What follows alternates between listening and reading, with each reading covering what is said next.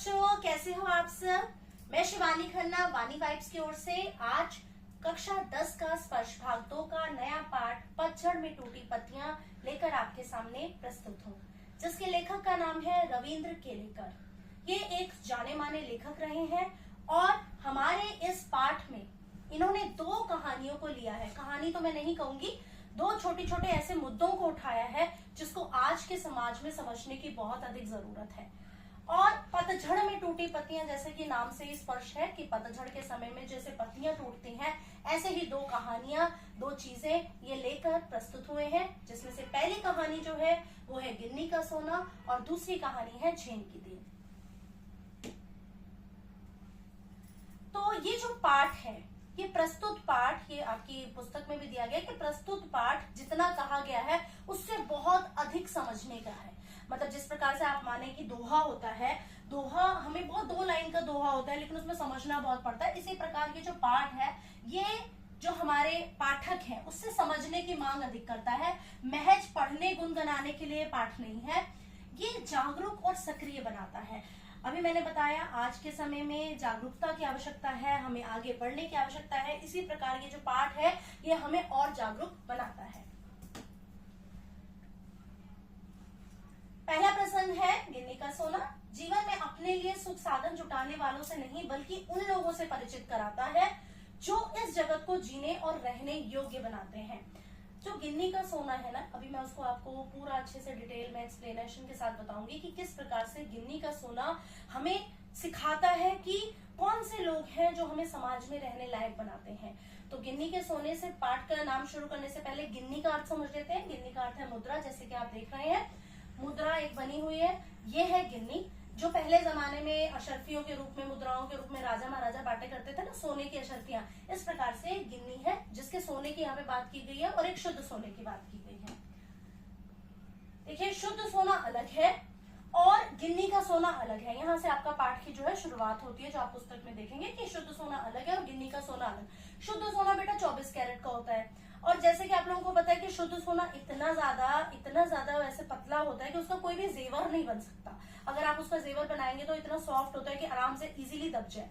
तो जो शुद्ध सोना होता है उसके जेवर नहीं बनाए जा सकते। जेवर जो हम लोग पहनते हैं, चूड़ियां पहन ले, कालों में पहन ले, कुछ भी पहन ले, ये जो भी चीजें हैं, जितने भी आभूषण देखिए, जितने भी आभूषण बनते हैं सारे गिन्नी के सोने के बनते हैं, यानी जिसमें तांबा मिला हुआ होता है। और आजकल आप रोज गोल्ड वाले आप देख रहे होंगे जो जेवर है, जितने मतलब जितना हम जाएंगे उस तरफ उतनी ज्यादा मिलावट सोने में की जाती है। तो गिन्नी का सोना अलग है। गिन्नी के सोने में थोड़ा तांबा मिलाया हुआ होता है, इसलिए वह ज्यादा चमकता है और शुद्ध सोने से मजबूत भी होता है। अब क्योंकि मैंने जब उसमें तांबा मिला दिया तो उसकी मजबूती भी बढ़ गई, तो इसलिए जो गिन्नी का सोना है वो ज्यादा मजबूत होता है बजाय कि शुद्ध सोने के। औरतें अक्सर इसी सोने के गहने बनवाती हैं। तो जितने भी हमारे आभूषण होते हैं, गहने होते हैं, वो सारे इसी सोने के होते हैं। अब इन्होंने ये सोना शब्द किस प्रकार से समाज के साथ जोड़ा है या ये किस प्रतीक के रूप में लिया गया है, इसे हम आगे देखते हैं। देखिए, शुद्ध आदर्श भी शुद्ध सोने की तरह होते हैं। ये सबसे महत्वपूर्ण पंक्ति है जो आपको परीक्षा में काम आएगी कि शुद्ध आदर्श, जो भी आपके शुद्ध आदर्श है, जो भी हमारे आदर्श होते हैं वो शुद्ध सोने के समान होते हैं। यानी जितने आदर्शवादी लोग हैं वो कैसे हैं, वो सोने के समान हैं।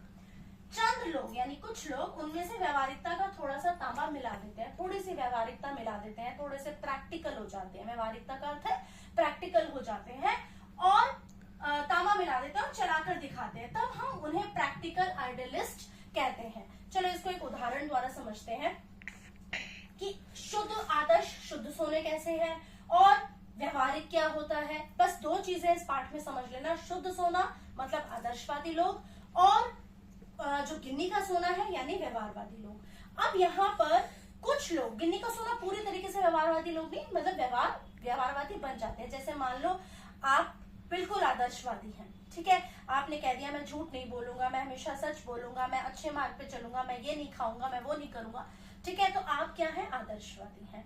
आपके कुछ मित्रों ने आपसे कहा चलो आज हमारे साथ कहीं घूमने के लिए चलो, और आपने कहा कि नहीं मैं तो आदर्शवादी हूँ, मैं मित्रता छोड़ सकता हूँ लेकिन मैं तुम्हारे साथ घूमने नहीं जाऊंगा। यानी तुम क्या रहे, आदर्शवादी रहे। लेकिन इसमें क्या खोया, इसमें तुमने क्या खोया, इसमें तुमने अपनी मित्रता खो दी, इसमें तुमने अपनी सोशल लाइफ खो दी, ठीक है। अब व्यवहारिक कैसा होता है, व्यवहारिक का मतलब है उसमें आदर्श भी पीछे छोड़ दिए। उसने कहा ठीक है तुम चल रहे हो तो मैं भी तुम्हारे साथ चल रहा हूँ। तो उसने अपने आदर्शों का त्याग कर दिया, आदर्शों को छोड़ दिया, यानी वो क्या बन गया, वो पूरी तरीके से व्यवहारिक बन गया। अब यहाँ पर पाठ में एक बात की गई है, प्रैक्टिकल आइडियलिस्ट। इसका क्या अर्थ होता है? इसमें क्या है, अगर आपका मन है कि मैं मित्रों के साथ भी जाऊं लेकिन मैं अपने आदर्शों को भी निभाऊं, आप उनके साथ तो गए लेकिन आपने कहा देखो तुम्हें जैसा भी कहो मैं इस चीज को नहीं करूंगा, या मैं ये नहीं खाऊंगा, या मैं ये नहीं करूंगा तुम्हारे साथ, तो तुम क्या हो, तुमने अपने आदर्शों को भी निभाया और तुम प्रैक्टिकल भी रहे, यानी तुमने वो थोड़ा सा तांबा अपने आदर्शों में, अपने सोने में मिला दिया। ठीक है, तो तुम व्यवहारिक भी रहे, ना तुम्हारी मित्रता टूटी और तुमने अपने आदर्श भी निभाए, तो तुम क्या कहलाए, प्रैक्टिकल आइडियलिस्ट। इसी प्रकार से एक और उदाहरण से समझ लेते हैं इसको। जैसे मान लो जो आदर्शवादी है वो कभी झूठ नहीं बोला, उसने बोल दिया मेरा एक आदर्श है कि मैं कभी झूठ नहीं बोलूंगा। अब किसी की भैंस भाग रही थी, बहुत तेजी से भाग रही थी, बहुत तेजी से भाग रही थी और दूसरा कोई और व्यक्ति उस भैंस को पकड़ रहा था। अब वो भैंस जाके ऐसी जगह छुप गई कि उस दूसरे व्यक्ति को नजर नहीं आई, लेकिन तुम तो ठहरे आदर्शवादी, तुम झूठ बोल नहीं सकते, तुम्हें वो भैंस दिख रही थी। अब उसने तुमसे पूछा कि भाई तुमने भैंस को देखा है? तुमने कहा हाँ हाँ उसके पीछे खड़ी है। उसने उस भैंस को पकड़ लिया। अब उस भैंस को पकड़ लिया तो नुकसान किसका हुआ? जो दूसरा जिसकी भैंस थी वो बेचारा तो गया ना, किसी और ने उसकी भैंस को पकड़ के ले गया। लेकिन आदर्शवादी में कभी कभी ऐसी संभावनाएं हो जाती हैं कि आप मतलब आपने चाहा तो अच्छा ही, सच बोला, लेकिन उससे उसका नुकसान हो गया। लेकिन जो कुछ हिस्सा अपने आदर्शों में व्यवहार का मिला देते हैं वो क्या करते हैं, उससे पूछा भैंस आपने देखी? उसने उस सिचुएशन को समझा, उस समय को समझा और बोला नहीं नहीं मैंने तो देखा ही नहीं। इससे क्या हुआ, उसने अपने व्यवहारवाद का परिचय दिया, अपनी प्रैक्टिकलिटी का परिचय दिया और उस भैंस की जान भी बचा ली और स्वयं भी इस चक्कर में नहीं पड़ा और जो उसका मालिक था वो ले गया। तो ये हमें समझना होगा कि प्रैक्टिकल आइडियलिस्ट का मतलब क्या है। ये परीक्षा में बार बार प्रश्न पूछा जाता है। प्रैक्टिकल का मतलब है व्यवहारवादी और आइडियलिस्ट का मतलब है आदर्शों के साथ चलने वाला व्यवहारवादी व्यक्ति। ठीक है, प्रैक्टिकल आइडियलिस्ट के जीवन से आदर्श धीरे धीरे पीछे हटने लगते हैं और उनकी व्यवहारिक सूझबूझ ही सामने आती है। सोना पीछे रहकर तांबा ही आगे निकल जाता है। लेकिन कई बार क्या होता है, जैसे अभी मैंने आप लोगों को उदाहरण दिया था पहले कि वो लड़का कहता है कि ठीक है मैं तुम्हारे साथ जाऊंगा, मेरे को मित्रता रखनी, लेकिन मैं कुछ खाऊंगा नहीं क्योंकि मेरे आदर्श है। लेकिन जब तुम रोज उनके साथ जा रहे हो, अब तुम्हारे आदर्श पीछे हटने लग गए, तुमने कहा ठीक है यार मैं भी एक बार ट्राई कर लेता हूँ, मैं भी खा लेता हूँ, तो तुम क्या बन गए, तुम्हारा तांबा तुम पे हावी हो गया और सोना पीछे रह गया, तुम्हारे आदर्श पीछे रह गए और तुम उनके जैसे बन गए। तो यहाँ पर जो आदर्श अगर धीरे धीरे पीछे हटने लगते हैं, व्यावहारिकता लोगों को पसंद आने लगती है, तुम व्यावहारिक होने लगते हो और उस समय तुम अपने आदर्शों को, हमारे आदर्शवादी व्यक्ति थे जिन्होंने आदर्शों के सहारे इस समाज को बहुत कुछ दिया है। ठीक है, और हम उनका बखान करते हैं।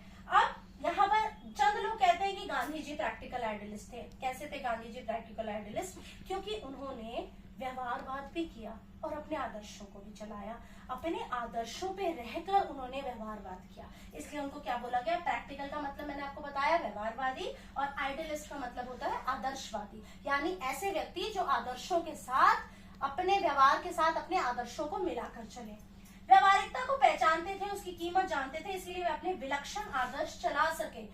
विलक्षण मतलब अद्भुत, अलग अलग तरीके के, ठीक है, अलग जो उनके आदर्श थे उसको वो निभा सके, वो चला सके, वरना हवा में भी उड़ते रहते, देश उनके पीछे ना जाता। जो मतलब वो एक अकेला इंसान अगर इतना सब कुछ मनवा सकता है अंग्रेजों से, तो यहाँ पे क्या गुण काम आया, उनकी व्यवहारिकता। अगर वो सिर्फ आदर्शों का कहते रहते कि मैं आदर्शवादी हूँ, मनवाते नहीं किसी से, तो वो ऐसा नहीं कर पाते, इसीलिए उनको कहा गया प्रैक्टिकल आइडियलिस्ट। अच्छा, यहाँ देखिए गांधी जी की कुछ तस्वीरें हैं, पर गांधी जी कभी आदर्शों को व्यवहारिकता के स्तर पर उतरने नहीं देते थे। जैसे मैंने अभी आपको बताया, वो ऐसा नहीं थे कि बदल रहे थे, नहीं, उन्होंने क्या किया, उन्होंने अपने आदर्श दूसरों को देने शुरू किए। मान लो अभी वही दोस्त वाले हम एग्जाम्पल पे रहते हैं, उदाहरण पे उसी पे रहते हैं कि आप रोज जा रहे थे और आपने उनके साथ खाना शुरू कर दिया होता, तो आप पूरे व्यवहारवादी हो जाते, आदर्श को छोड़ देते। लेकिन आपने क्या किया, आपने उनको समझाना शुरू किया, अपने आदर्श वहां बांटने शुरू किए। तो यहाँ गांधी जी वही कार्य कर रहे हैं। उन्होंने व्यावहारिकता के स्तर पर उतरने नहीं देते थे, बल्कि व्यावहारिकता को आदर्शों के स्तर पर चढ़ाते थे। यानी जो लोग व्यावहारिक थे उनको क्या बनाते थे? आदर्शवादी बनाते थे। सोने में तांबा नहीं बल्कि तांबे में सोना मिलाकर उसकी कीमत बढ़ाते थे, इसलिए सोना ही हमेशा आगे रहता है। तो उन्होंने क्या किया? उन्होंने उस तांबे में अपने सोने को मिलाया और इसीलिए अपने सोने से, अपने आदर्शों से आगे बढ़े और आदर्शवादी के साथ साथ, मतलब प्रैक्टिकल के साथ साथ आदर्शवादी भी कहलाए, आदर्शवाद के नाम से जाने गए। तो क्यों? क्योंकि उन्होंने हमेशा सोने की कीमत को बढ़ाया, उस तांबे को खत्म करके अपने आदर्शों को दिया। ठीक है। व्यवहारवादी लोग हमेशा सजग रहते हैं लाभ हानि का हिसाब लगाकर। अब जितना कोई प्रैक्टिकल होगा तो किस चीज का हिसाब लगाएगा? मेरा इसमें प्रॉफिट हो रहा है, मेरा इसमें लॉस हो रहा है, इस चीज को करूंगा तो ये होगा। अच्छा, या पढ़ाई लिखाई में देख लो, जितने प्रैक्टिकल होंगे ना वो सिर्फ अपना फायदा सोचेंगे। वो कभी नहीं सोचेंगे कि मैं दूसरे को ऊपर लेके जाऊं या दूसरे को चढ़ाऊं, नहीं। तो वो जीवन में सफल होते हैं, दूसरों से आगे भी जाते हैं, क्योंकि सफल तो होंगे, प्रैक्टिकल है, स्वार्थी है, अपने स्वार्थ के बारे में सोच रहे हैं। अगर उन्हें कहीं से पैसे गिरे हुए मिल रहे हैं तो उठा के रख लेंगे, वो पूछेंगे नहीं किसके हैं। क्यों? क्योंकि वो अपना स्वार्थ देख रहे हैं, पूरे तरीके से व्यवहारवादी हैं। खुद ऊपर चढ़े और अपने साथ दूसरों को भी ऊपर ले जाए, ये महत्व की बात है। ये पाठ की सबसे महत्वपूर्ण लाइन है कि कैसे व्यक्ति की मांग कर रहा है हमारा लेखक मांग कर रहा है कि खुद तो ऊपर जा ही जाए लेकिन दूसरों को भी ऊपर लेके जाए। सबसे महत्व की बात यही है। ये काम तो हमेशा आदर्शवादी लोगों ने ही किया है। देखो, जिसके जितने आदर्श होंगे वो तभी दूसरों की भलाई के बारे में सोचेगा। तो ये सिर्फ आदर्शवादी लोग ही कर सकते हैं।